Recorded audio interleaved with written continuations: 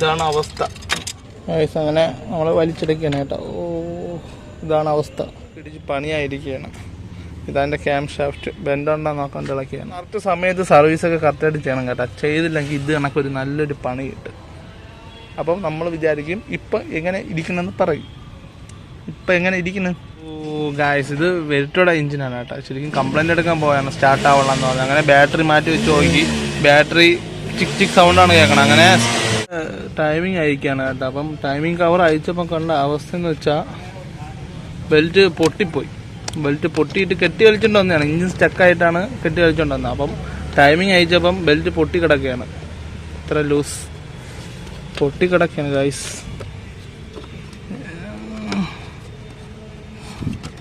നമുക്ക് ടൈമിങ്ങിൻ്റെ കവറൊക്കെ അയച്ചു നോക്കാം.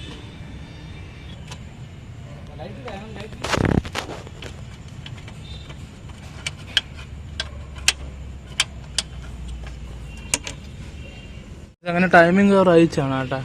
അയച്ചപ്പം കണ്ടത് ഇത് ഇവിടെ പൊട്ടി കിടക്കുകയാണ്. കണ്ടില്ലേ? അങ്ങനെ നമ്മൾ വലിച്ചെടുക്കുകയാണ് കേട്ടോ. ഇതാണ് അവസ്ഥ. സംഭവം ജാമായിരിക്കുകയാണ്. അതാണ് വരാത്ത.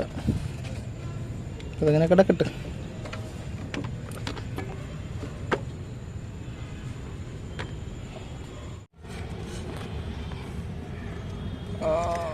മൊത്തം ബെൽറ്റ് ലോക്കായി കിടക്കുകയാണ്. ഈ തകരളക്കേണ്ടി വരും കേട്ടാണ്.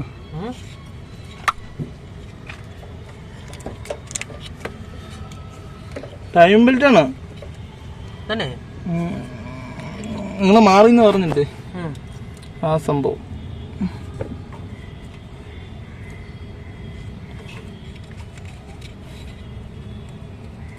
സ്കൂട്ടറോട് ഇതാണ് അവസ്ഥ.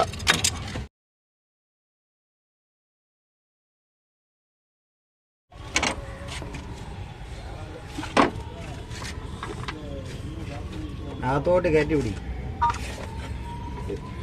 ഓ ഗായ്സ്, ഇത് വെരിറ്റോയുടെ വണ്ടി വെരിറ്റോയാണ് കേട്ടോ. മഹീന്ദ്ര വെരിറ്റോയാണ് കേട്ടോ ഗായ്സ്. അപ്പോൾ അതിൻ്റെ ടൈമിംഗ് ബെൽറ്റ് ഉണ്ടല്ലോ, ടൈമിംഗ് ബെൽറ്റ് പൊട്ടിയിട്ട് ആ മൊത്തം വാൾവൊക്കെ ഇടിച്ച് പണിയായിരിക്കുകയാണ്. ഇതാൻ്റെ ക്യാം ഷാഫ്റ്റ് ബെൻഡുണ്ടോ നോക്കാൻ തിളക്കുകയാണ്. ശരിക്കും ഈ ഓൾട്ടറേറ്റർ ബെൽറ്റ് ഇടയിൽ കയറിയാണ് ഇതായത്. ഇപ്പോൾ ഓൾട്ടറേറ്റർ ബെൽറ്റ് മാറാതെ അത് ടൈമിങ്ങിൻ്റെ ഇടയിൽ കയറി ടൈമിംഗ് ബെൽറ്റ് പൊട്ടി. ഇപ്പോൾ ഹെഡ് ബെൻഡായി. ഹെഡിൻ്റെ വാൾവൊക്കെ ഉണ്ടല്ലോ അതൊക്കെ ബെൻഡായി എഞ്ചിൻ സ്റ്റക്കായ ഒരു അവസ്ഥയിലാണ് ഇപ്പം വണ്ടി നമ്മളിപ്പം കാണുന്നത്.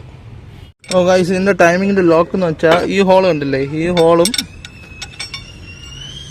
ഹെഡിൻ്റെ കേസിലൊരു ചെറിയ ഹോളുണ്ട് 12-ൻ്റെ. അതിലോട്ട് ഇത് ഇങ്ങനെ ലോക്ക് ചെയ്യണം. ലോക്ക് ചെയ്യാനായിട്ട് ഒരു 10-ൻ്റെ ബോൾട്ട് എടുക്കുക, ഈ ഹോളിനകത്ത് ഇടുക. അത്രേ ഉള്ളൂ ഗായ്സ്. അപ്പോൾ ക്യാമ് ലോക്കാവും. ക്യാമ് ലോക്കായി കേട്ടാ. ഇതാണ് ക്യാമിൻ്റെ ലോക്ക്, ഈ ഒരു ഹോള്.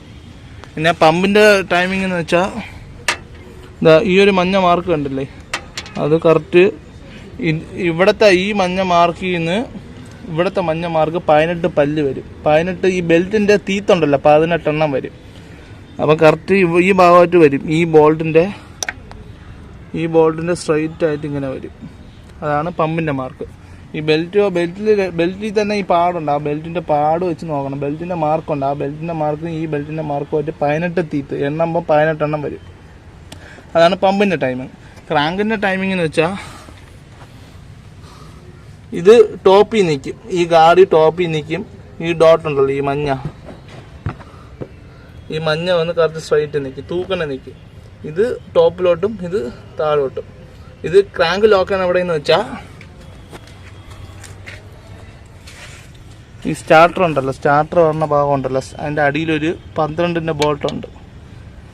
അത് ഊരിയിട്ട് ഒരു ചെറിയ അലങ്കിയോ എന്തെങ്കിലും ഇട്ട് കൊടുക്കണം. നമ്മൾ ഇതാണ് ഇടാൻ പോണത്, അല്ലെങ്കിൽ അത് ഈ ബോൾട്ട് ഊരിയിട്ട് കറക്റ്റ് ലോക്ക് ചെയ്യണം. അപ്പോൾ ക്രാങ്ക് ലോക്കാം. അപ്പം അത്രേ ഉള്ളൂ. എന്നിട്ട് നമുക്ക് ബെൽറ്റ് എടുത്തിടാം. കറക്റ്റ് സമയത്ത് സർവീസൊക്കെ കറക്റ്റായിട്ട് ചെയ്യണം കേട്ടോ. ചെയ്തില്ലെങ്കിൽ ഇത് കണക്കൊരു നല്ലൊരു പണി കിട്ടും. അപ്പം നമ്മൾ വിചാരിക്കും ഇപ്പം എങ്ങനെ ഇരിക്കണമെന്ന് പറയും. ഇപ്പം എങ്ങനെ ഇരിക്കുന്നു? കറക്റ്റ് സമയത്ത് ടൈം ബെൽറ്റ് മാറാത്തതിൻ്റെയും സർവീസ് ചെയ്യാത്തതിൻ്റെയും കുഴപ്പമാണ്. ഇപ്പം 35,000 രൂപയുടെ പണിയായി. ഇതിൻ്റെ സ്പെയറൊക്കെ നല്ല വിലയാണ്. കാണുമ്പം തന്നെ പ്രാന്ത് പിടിക്കും. ഇതിൻ്റെ ഓരോ ഇഞ്ചക്ടറൊക്കെ അയച്ചെടുക്കാനായിട്ട് പാടാണ്.